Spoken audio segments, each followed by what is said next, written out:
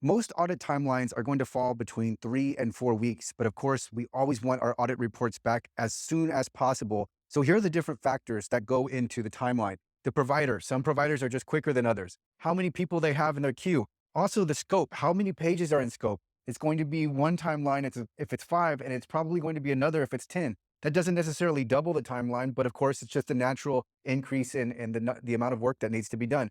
Also, your website, is it more complex or is it more simple? That's going to factor into the audit speed. Also, the number of issues. This is a big one. If you have a website with a lot of accessibility issues and it just requires a lot of different keyboard testing and inspection of the code, etc., then it is going to take much longer than a website with relatively less accessibility issues. So the number of issues definitely factors in to the speed of the audit.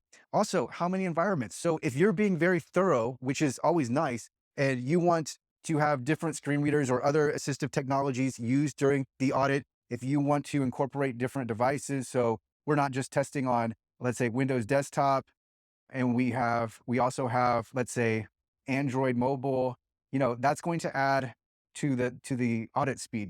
And then if you want different browsers, so not just Chrome, but you want to incorporate Microsoft Edge, that's going to tack on some time. And then potentially standards. So some people are concerned with 2.0 because that might be incorporated into the law that they want to be in compliance with.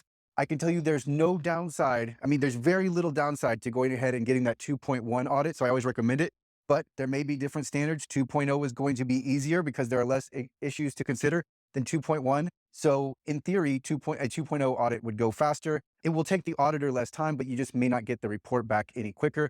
But there is that consideration. I do recommend going ahead and going forward with the 2.1 AA audit. That way you can go to not the present version, but the version that is most commonly used and referenced.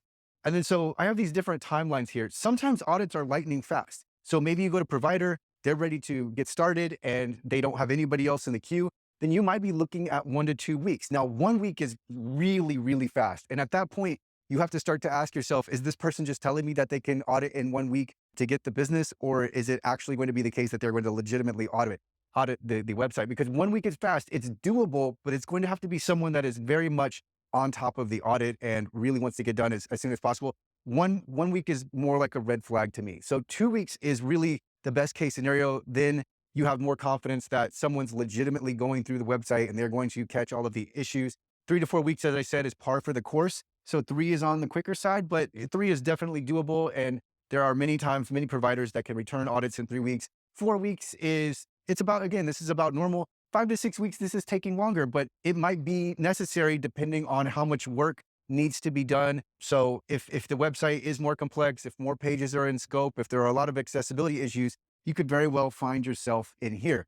So that's the point of this video. If you do need help, you can contact me at accessible.org and we can work through an audit. And I know time is of the essence. Anybody looking for an accessibility audit wants it back as soon as possible. And so I'll definitely work with you there to try to get the audits back as soon as possible. But this is the expected timeline. Just keep in mind that you also have to remediate your website after the audit. So the audit is just finding the issues and then you have to remediate. So with the ADA compliance program, available through accessible.org, there's code remediation that comes with the audit. And then the option for you is if content is in there as well. If you want to remediate content, that's at your option. But this is possible through accessible.org. It's really a done for you solution. But this is this is the timeline for the audit alone. And then I will make a separate video, and I will link to this video in the description. We'll make a separate video on remediation.